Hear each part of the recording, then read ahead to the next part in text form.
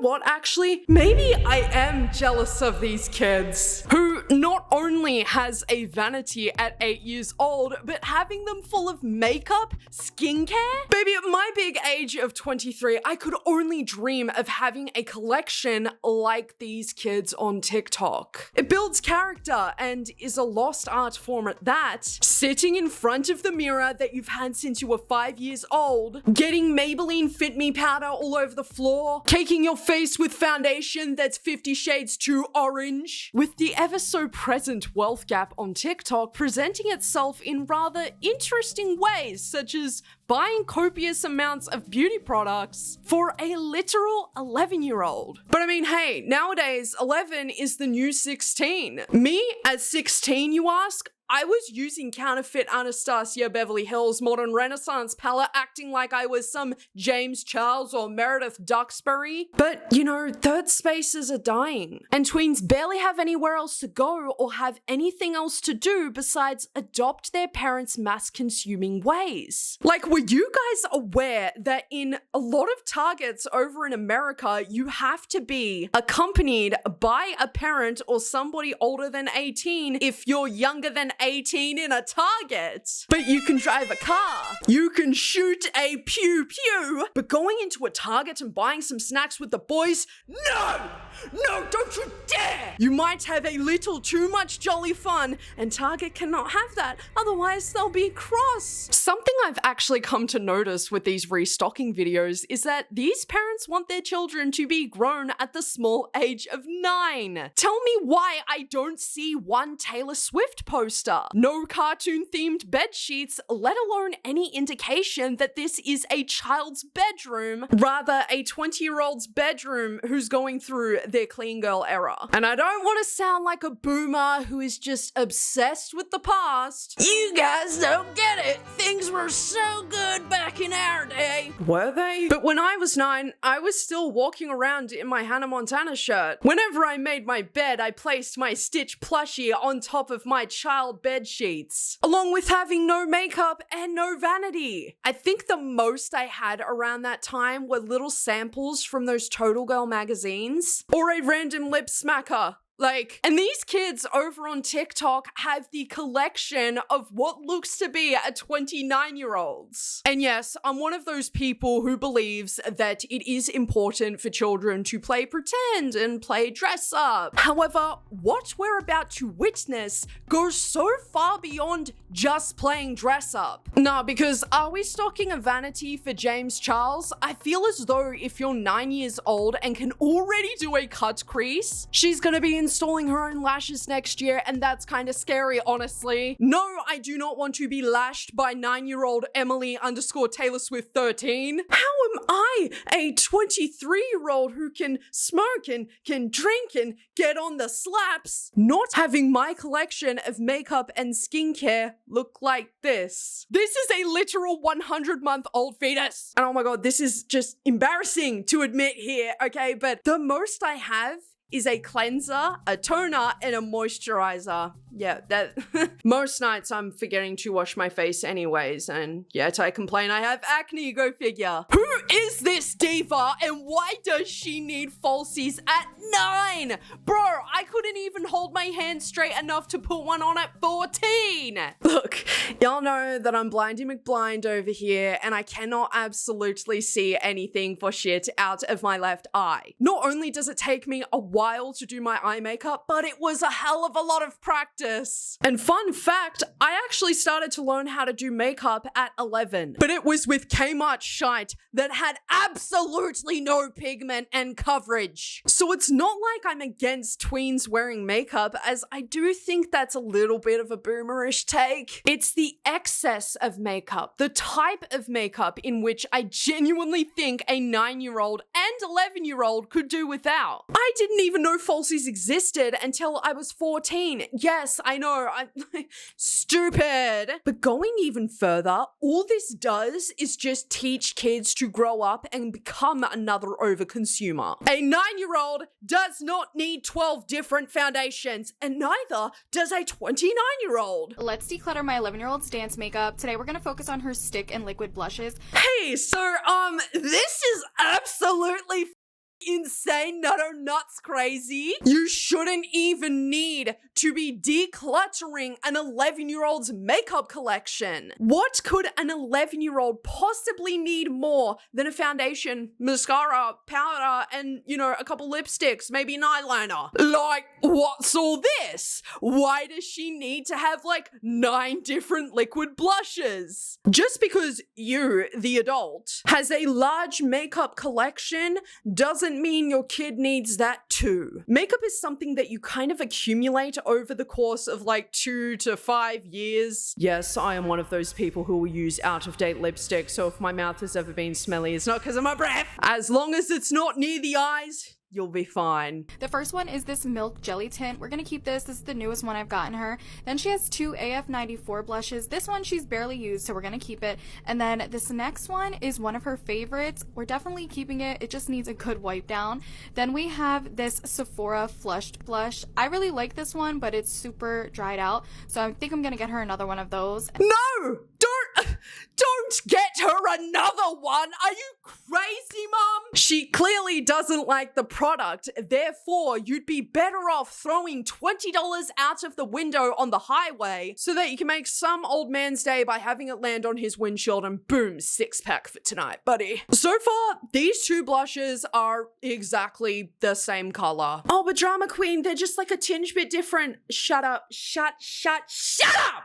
I don't like people like you. I'm just kidding, by the way. I love you, but they're the same. Clearly, there's a color this 11-year-old enjoys using. How about we wait until the product is all gone before thinking of restocking it? I mean, remember when restocking used to mean waiting until a product run out before you go out and buy it again? And then this is a Kaja dupe. She really likes it. It just needed a good wipe down. And then here is an e.l.f. blush. This is one of her favorite blushes. A little messy, but it still has a lot in it.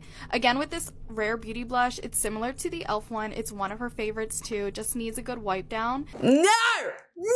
All of these blushes are the same color. Stop wasting your money, lady. Go and buy pizza. Go get your toes did.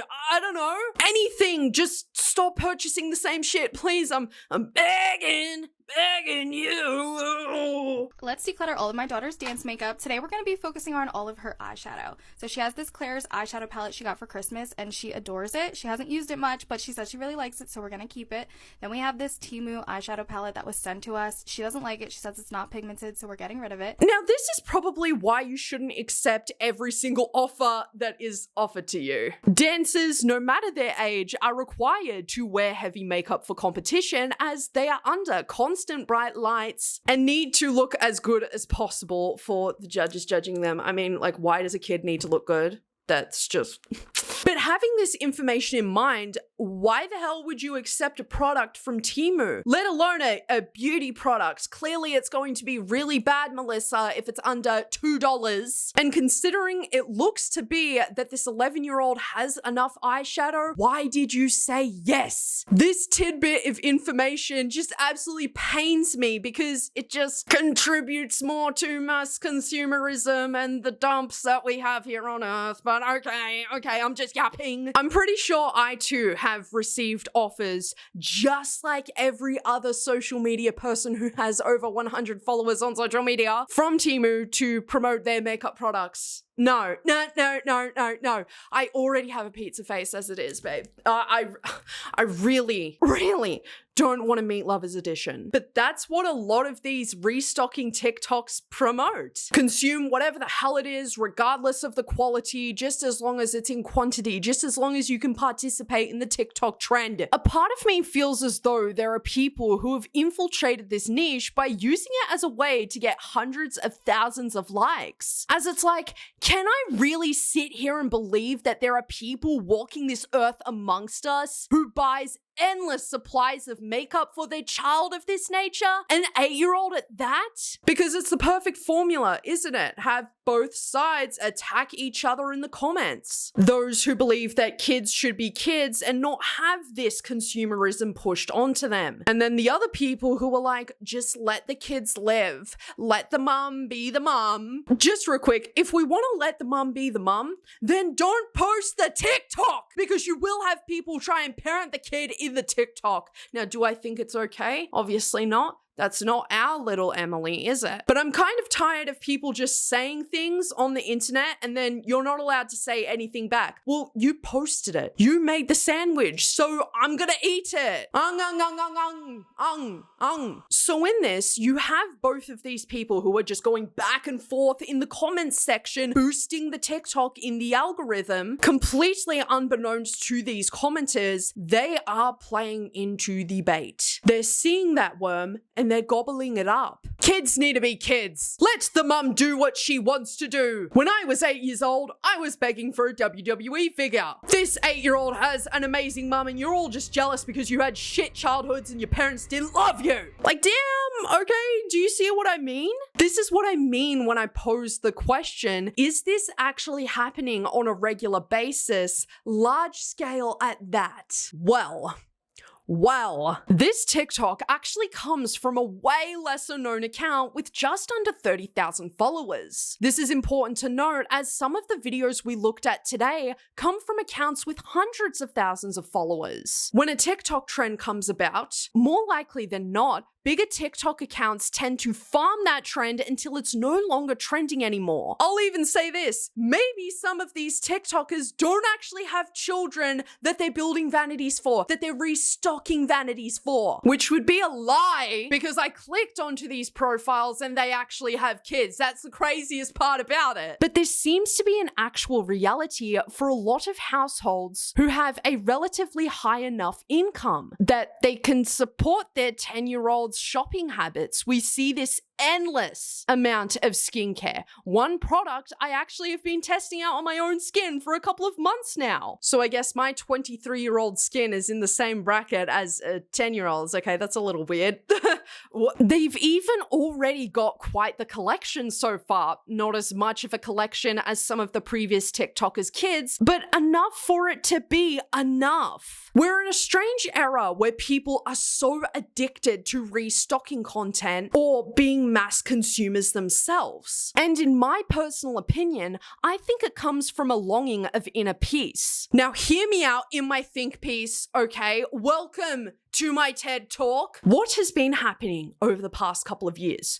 Doom and gloom, and more doom and more gloom, and then whoa, doom and gloom! My own form of escapism presents itself in many different ways. When I'm overwhelmed mentally and I can just feel the anxiety coming on, I cocoon in my bed and doom scroll. Or I'll pace around the house to a YouTube video, I'll start cleaning and reorganizing everything even though I already did that yesterday. For some people though, it looks like consuming lost hours of restocking content. Whether that be restocking fridges or a toddler's vanity, it comes down to the same theory I have. And it is that people wish that their lives looked so pristine, so organized and just well thought out, such as these TikTokers who perpetuate such a life in their videos. Some people forget that on the other side, the person is refilming a million times. Their life isn't even as perfect as they portray it to be. Some people long for a nicely stocked fridge that they could take the time to organize. Some people long to give their children the absolute world and more. But at what point do we say that making content out of your push on your very own children's overconsumption is enough? Like, do I see La Roche-Posay, the skincare brand geared towards adults? Some of the people in the comment section of this TikTok was so confused as to why everyone was being so judgmental over a 10-year-old having a fully stocked skincare and makeup routine. Maybe I could help enlighten the confusion. It's not necessarily about the makeup and skincare itself. Yes, while an issue, it does not compare to giving shopping addictions to kids aged 10. And who do we usually look up to if we have a good relationship with our parents and they have not done anything bad to us? Yes, it's usually our parents. And so growing up, I watched my mum have quite a very normal makeup collection. She'd have a few foundations, a few lipsticks. And what does my own makeup collection look like now? Very much simplistic like that, as you really do not need a lot of makeup to do makeup. Of course, you need to find what works for you and your skin. Whilst it's encouraging the kids to start young and consuming, it's also really weird in a sense because these TikTok parents have monetized their child's entire existence. Could you imagine if people were enough of being anti showing your child on social media enough? We most likely wouldn't be seeing influencers come up in a niche that's focused on what a child has in their bedroom. Look, I hate to be a little bit of a party pooper here, but it is a little bit unsafe. You never know who is consuming this content of your child, of their bedroom. In my opinion, it is strange to be broadcasting that to the world. Not only should the child's bedroom and their vanity be their privacy as well as yours, it really doesn't need to be put onto TikTok. You'd feel a bit weird coming home from school every single day just to find that your parents went through the entirety of your room and then put more shit in your room that you didn't want, that you didn't need, but at least they gave you attention for a couple of minutes, hey? And that, folks, is why I find all of this to be pure insanity. Tell me, do you have any young siblings, cousins, nieces, nephews that are into this kind of stuff, or is it their parents who are pushing that onto them? Because looks to be the latter. Thank you for your stay at Yappersville today, everybody. I really appreciate your residency. Take care of yourselves, and most of all, love your fucking selves.